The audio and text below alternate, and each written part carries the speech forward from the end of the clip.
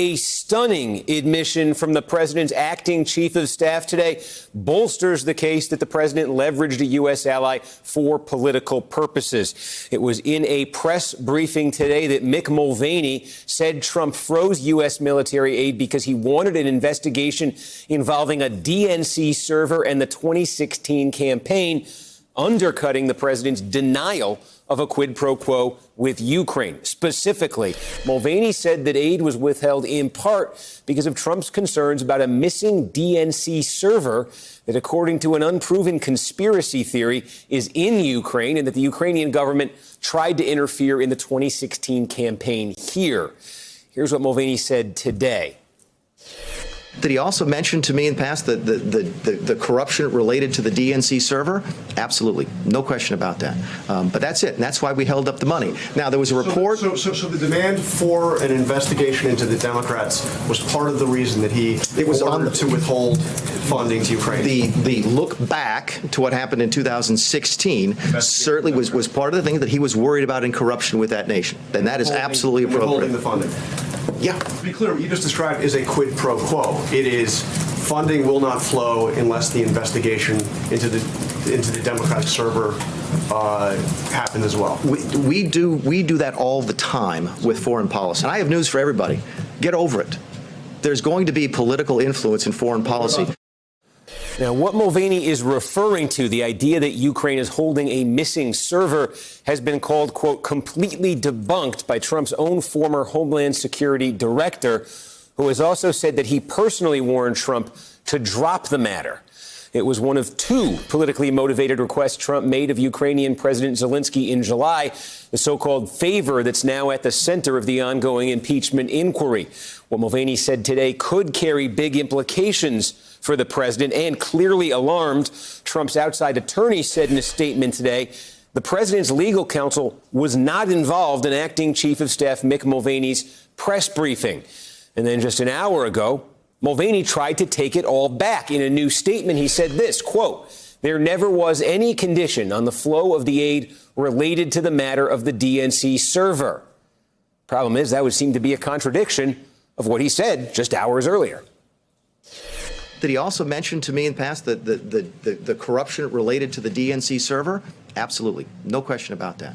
But that's it. And that's why we held up the money. But to be clear, what you just described is a quid pro quo. It is funding will not flow unless the investigation into the Democratic server happened as well. We do that all the time with foreign policy. Now, this comes as a key witness in the impeachment inquiry today pointed a finger at the president himself. Gordon Sondland, the U.S. ambassador to the EU, told Congress in his deposition that President Trump directed him to work with Rudy Giuliani to push Ukraine to deliver dirt on Trump's political opponents. Joining me now, Democratic Congressman Raja Krishnamurthy of Illinois, a member of the House Intelligence Committee, Yamiche Alcindor, White House correspondent for the PBS NewsHour, Josh Lederman, NBC News national political reporter, and former U.S. Attorney Joyce Vance. Thank you all for being with us. Well, Congressman, let me just start with you on this news. In the last hour, we read from the statement there, Mick Mulvaney is saying there was no quid pro quo. This aid was not held up for anything to do with the server, the 2016 campaign. You heard what he said earlier. Can you square those two statements in any way? No, I think that he was telling us what really happened in a candid moment earlier today, and it was a brazen admission. It wasn't just an admission. It was one of those, deal with it, get over it types of issues. And so I think that's really what happened. It really resembles that text exchange back between, I think Sondland and Taylor. Remember when Taylor says, are you conditioning the military aid based on political investigations? And he says, call me. And then he comes up with some answer later on. This is the type of situation that leads one to believe that there's more there in the whistleblower complaint.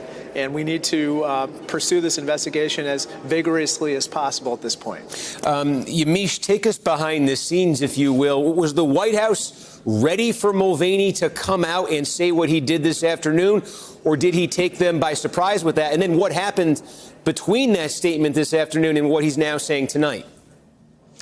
Mick Mulvaney's briefing was a surprise addition to the White House's schedule today, and it was pretty surprising for him to say that out on the podium today, saying that, in fact, President Trump was interested in getting information on the DNC and wanted to pressure Ukraine to get that for in exchange for military aid. Now, after Mick Mulvaney said that, there was a lot of backlash, including inside the Trump administration. I had a senior Department of Justice official say to me, "We had no idea what Mick Mulvaney's talking about. The DOJ is not aware of any sort of withholding of military aid that has anything to do with the DOJ investigation." Then you have Rudy Giuliani. I was texting with him. He said, I also have no idea what Mick Mulvaney is talking about. So in that span of time, Mick Mulvaney was really getting pushback from people close to President Trump. Then he came out with a statement to try to reverse himself. The problem with Mick Mulvaney's statement is that we have him on camera. So now what you have is the acting chief of staff really saying contradictory things that make President Trump look as though he was really going after a quid pro quo. So the way that this White House usually functions, someone usually gets punished for that. I'm not saying that he's going to lose his job, but I can imagine that the president is very angry with the performance of Mick Mulvaney today. And Joyce Vance, you also had that statement from the president's outside attorney from Jay Sekulow, also trying to create distance with what Mick Mulvaney had said this afternoon. What did you make of that? So I make of the distance that Sekulow is trying to create, much like what I make of the distance others are now trying to create. Everyone knows that this was a bombshell. There are some things that you just can't unsee once they happen. Mulvaney acknowledging publicly that there's a quid pro quo and telling people to deal with it had such a ring of truth to it. You know, prosecutors are used to dealing with contradictory statements. Mulvaney speaks candidly, not really thinking about it deliberately. It has the ring of truth. And then later we have this carefully crafted effort to walk it back. It's pretty clear which one of those statements has the ring of truth to it. And now Sekulow and everyone else will try to find some way to distance themselves, because what they don't want to have to do is start to defend the fact that there was a quid pro quo. They've got so much stake built up in defending the fact that there wasn't one. It's hard to defend a quid pro quo here because it's a crime.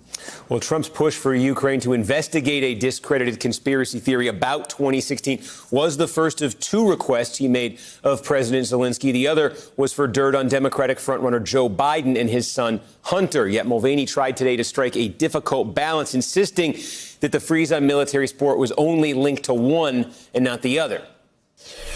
So you would say that it's fine to ask about the DNC, but not about Biden? That did not happen here. No, but I would ask you. No. On the call, the president did ask about investigating the Bidens. Are you saying that the money that was held up, that had nothing to do with Biden? No, the money held up had absolutely nothing to do with Biden. Yeah, Josh, again, confusion here just based on where the day is ending in terms of the statement from Mulvaney. But this afternoon, it sounded like he was trying to create a distinction, sort of saying there's a legitimate quid pro quo if you're talking about investigating the origins of the Russia investigation, the 2016 campaign, and illegitimate if it involves the Bidens. Is that the distinction he was this afternoon trying to create?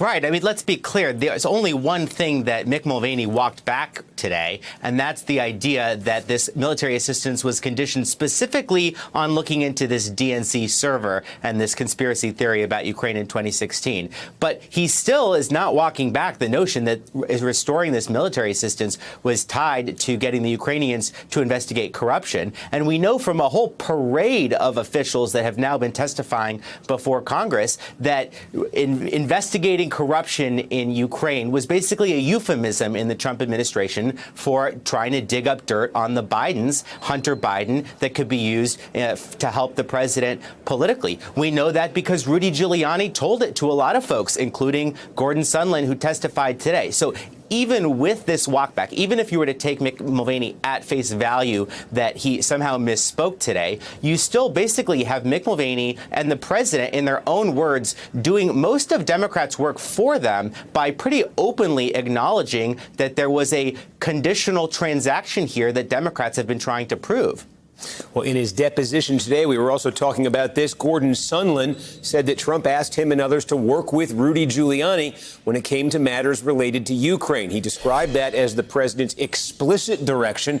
which Sondland said he agreed to follow. Sondland says that Trump withheld a presidential phone call or White House meeting until Ukraine issued a public statement committing to the investigations he was seeking. When it came to that statement, Sondland says that Giuliani, quote, specifically mentioned the 2016 election, including the DNC server and Burisma, the company linked to Hunter Biden. Sondland says he went along with the plan, even though he believed a meeting between Zelensky and Trump should be scheduled without any preconditions. Through all of this, Sondland said he understood that Giuliani spoke for the president, yet he said that at the time he did not know what was afoot. Quote, I did not understand Giuliani's agenda might have also included an effort to prompt the Ukrainians to investigate Vice President Biden or his son. Congressman, I saw one of your colleagues on our network a short while ago, Peter Welch from Vermont, say that it was his impression that Sondland had been duped by Rudy Giuliani and the president. Do you agree with that assessment?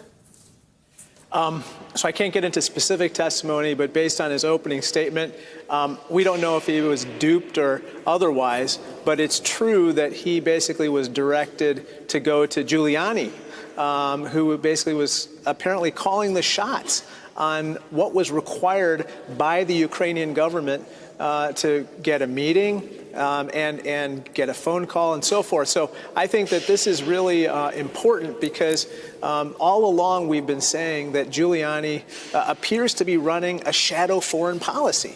One that is not necessarily in the best interests of the United States, but what appears to be in the best interests of his private clients, whether it's Donald Trump or any of a number of cast of characters, in many cases questionable characters, who happen to be his clients, whether they're in Europe or otherwise. Let me just follow up on that, because this has been the testimony that certainly has leaked into the press that we've been talking about before your committee over the last few days continues to point to this idea of a shadow foreign policy when it came to Ukraine being run through Rudy Giuliani. Mick Mulvaney was also asked about that today. He said his response was, you may not like that Giuliani was involved, but the president gets to set foreign policy and he gets to choose who to do it. What do you say to that? That's fine. He can choose whoever he wants to be his foreign emissary. It's what they do. If they are basically acting in the best interests of the United States in accordance with our foreign policy interests, that's one thing.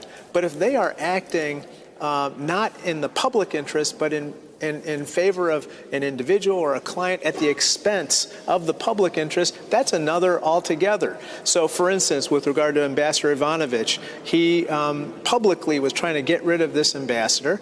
And at the same time, he has these clients, now we know them to be Fruman and Parnas, who were recently indicted, who had reasons for this person to be removed.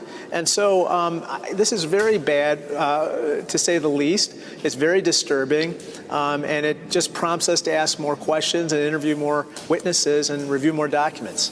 Yamiche, there's also a bigger picture question about the confusion today. Mulvaney taking folks by surprise, walking it back, what you're saying, you're hearing from folks around Trump. Does that point to a larger issue in the White House about how prepared or unprepared they are for what's required during an impeachment inquiry like this?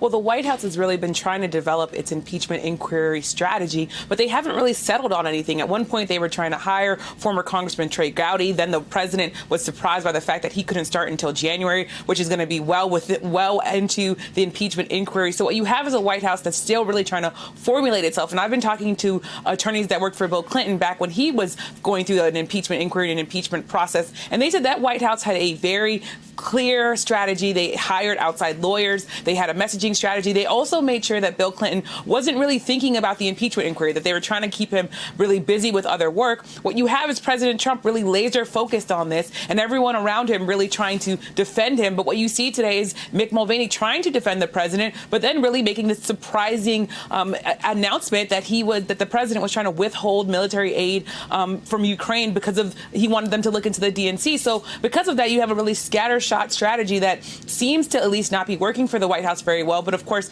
President Trump did say today that he was happy with Mick Mulvaney's performance. So at least on the surface, the White House is saying that everything's going well, but that just doesn't seem to be the case. Hey there, I'm Chris Hayes from MSNBC. Thanks for watching MSNBC on YouTube. If you want to keep up to date with the videos we're putting out, you can click subscribe just below me or click over on this list to see lots of other great videos.